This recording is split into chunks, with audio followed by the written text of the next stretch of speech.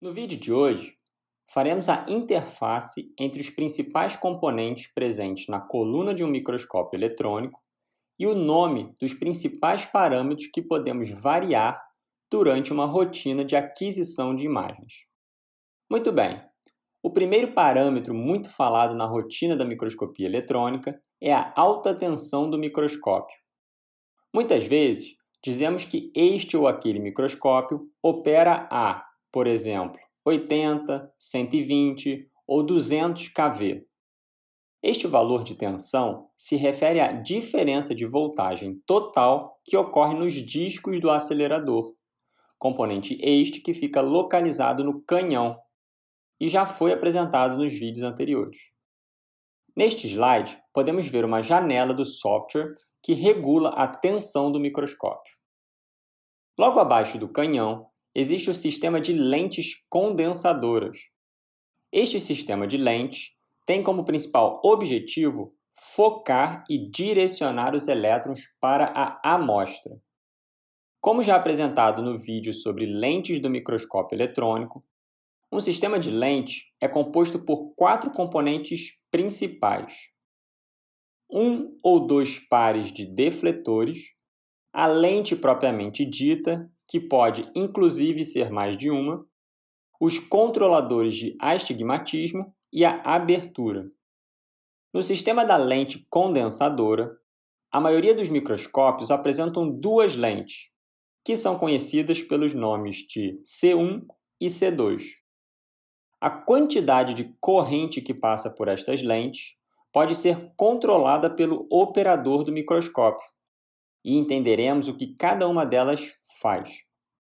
Vejam no slide os painéis da esquerda e direita, que contêm os principais controladores de um microscópio eletrônico. O parâmetro que se refere à modulação da corrente da lente C1 da condensadora recebe o nome de spot size e pode ser alterado, por exemplo, pelos botões indicados pelas setas em azul. Cabe destacar que estes botões em vermelho, como botões programáveis com as iniciais L1, L2, L3 e R1, R2, R3, podem ser configurados para executar diferentes funções e, portanto, personalizados de acordo com o interesse de cada operador do microscópio.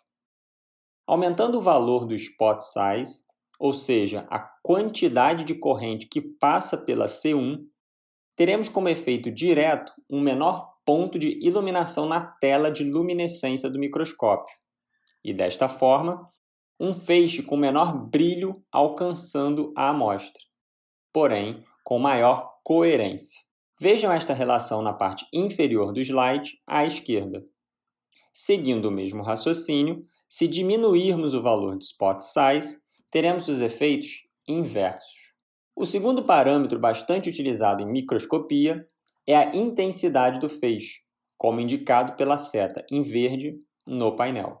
Ao girarmos o botão da intensidade, no sentido horário ou anti-horário, estaremos alternando a quantidade de corrente elétrica que passa pela lente C2 da condensadora. Seu efeito pode ser visualizado no próximo slide. Observem que, ao aumentar a quantidade de corrente que passa pela C2, haverá a formação acima do plano da amostra do que chamamos de ponto de crossover do feixe de elétrons. Acompanhe os feixes em verde pela ilustração à esquerda. Isto fará com que o feixe de elétrons ilumine uma área maior da amostra, ou seja, estará mais espalhado e, com isso, terá uma menor intensidade.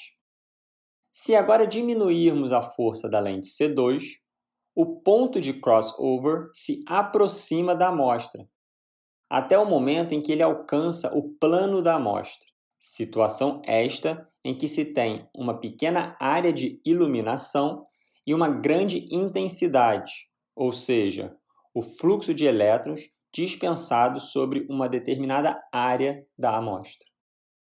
As situações exemplificadas podem ser observadas nas imagens obtidas pela tela de catodoluminescência, que se localiza na parte mais abaixo da coluna do microscópio.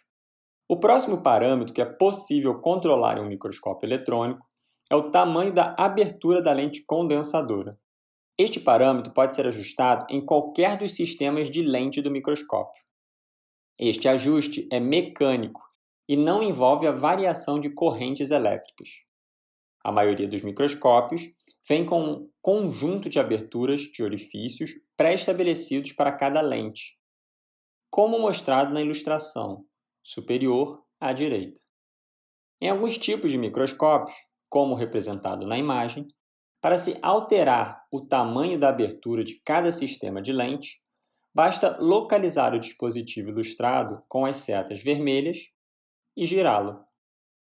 Em muitas situações de rotina do microscópio, é necessário ajustar a centralização da abertura da lente C2. Observe na imagem, pelas setas em azul, os dispositivos que são utilizados para executar esta ação ao longo do eixo X e do eixo Y. No próximo slide, mostraremos o passo a passo do processo de centralização da abertura da lente C2, que deve ser feito com ações sincronizadas de visualização do feixe na tela de luminescência e alteração de parâmetros no painel de controle. Em primeiro lugar, é necessário centralizar o feixe para a melhor visualização na tela de luminescência. Isto é feito rolando o Beam Shift, como indicado no painel, e visualizando sua centralização na tela. No segundo passo, o botão da intensidade é girado em sentido horário e anti-horário, para que o operador perceba a condensação e o espalhamento do feixe e, com isso, identifique o ponto de crossover na tela. No passo seguinte, o alinhamento dos eixos X e Y é feito girando-se os dispositivos indicados pelas setas em azul no microscópio. Por último, deve-se avaliar na tela o comportamento do feixe, que deve adotar o perfil de um círculo concêntrico, mediante o aumento e diminuição da intensidade. Observem os diferentes estágios alcançados na tela de luminescência. Muito bem, agora que já sabemos alguns parâmetros importantes das lentes condensadoras, vamos partir para o sistema de lentes objetivas. Sua principal funcionalidade é aumentar a imagem proveniente da amostra em estudo. O primeiro parâmetro que podemos controlar neste sistema de lentes é a quantidade de corrente que passa pelos defletores da objetiva. Ele é conhecido por Beam Shift e está indicado pela seta verde no painel. Ele auxilia a centralizar o feixe de elétrons em relação ao eixo do microscópio. Um tipo de alinhamento que podemos fazer, se utilizando destes defletores da objetiva, é o que chamamos de alinhamento dos pivot points.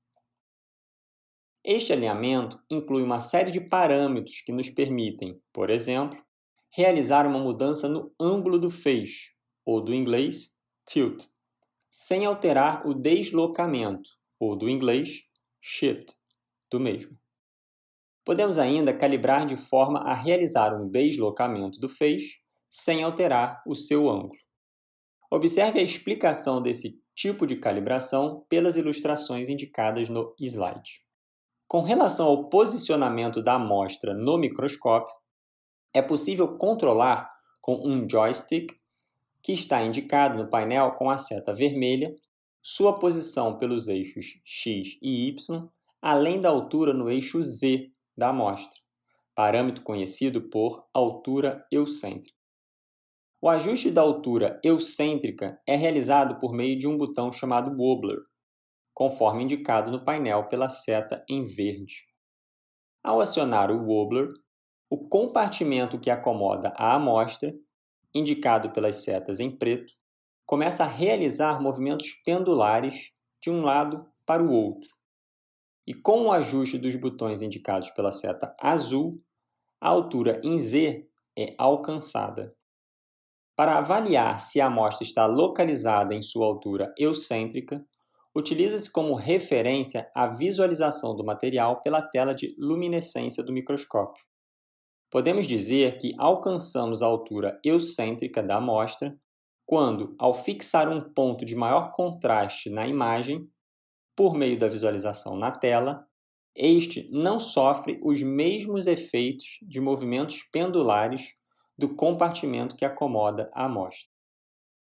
O parâmetro que controla a quantidade de corrente que passa pela lente objetiva é chamado de foco.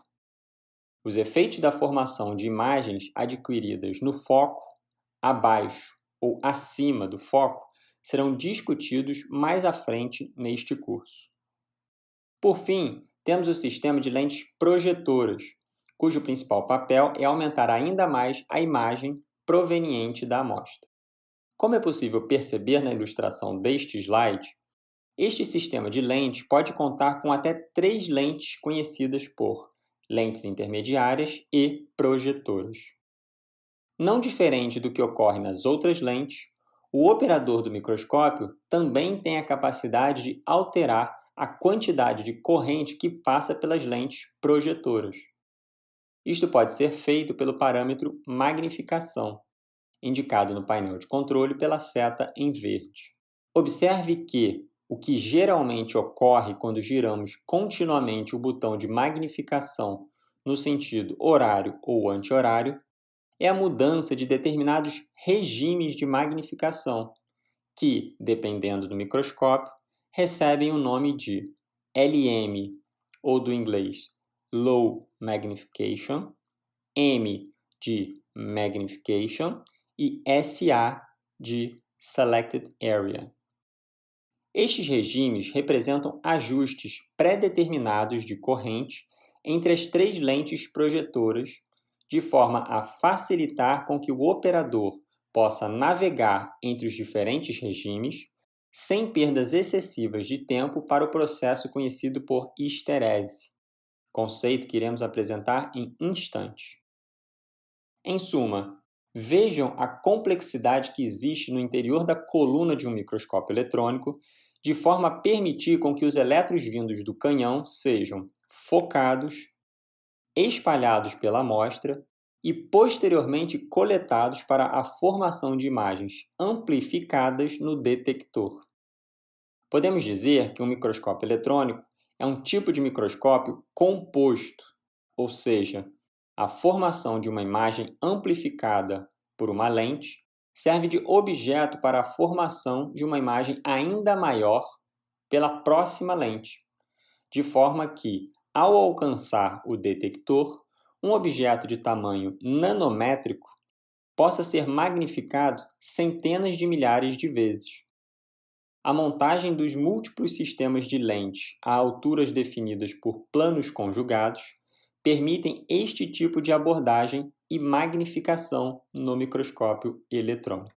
Um último conceito de elevada importância na microscopia eletrônica e em microscopias em geral é o conceito de histerese. Este conceito pode ser entendido como a memória que um campo magnético apresenta mediante a passagem de determinada quantidade de corrente elétrica por um metal magnetizado. Esta definição ficará mais clara pela explicação do gráfico neste slide. Metais magnetizados apresentam o que chamamos de ordenamento, propriedade que explica o retardo na resposta, mediante alterações na corrente que passa pelo sistema. Observe pelo gráfico o perfil de aumento do campo magnético mediante o aumento da corrente elétrica de uma lente de microscópio eletrônico. Apesar do perfil sigmoidal ser mantido, mediante a diminuição da corrente, seta em vermelho, ocorre um retardo na resposta do campo magnético.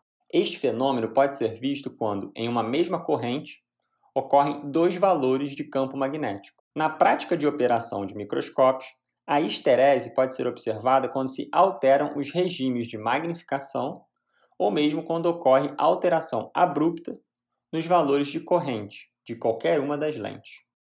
São boas práticas em microscopia eletrônica aguardar, por exemplo, alguns instantes para que ocorra o equilíbrio dos metais que compõem o sistema de lentes, quando há alteração das correntes elétricas que passam pelos solenoides.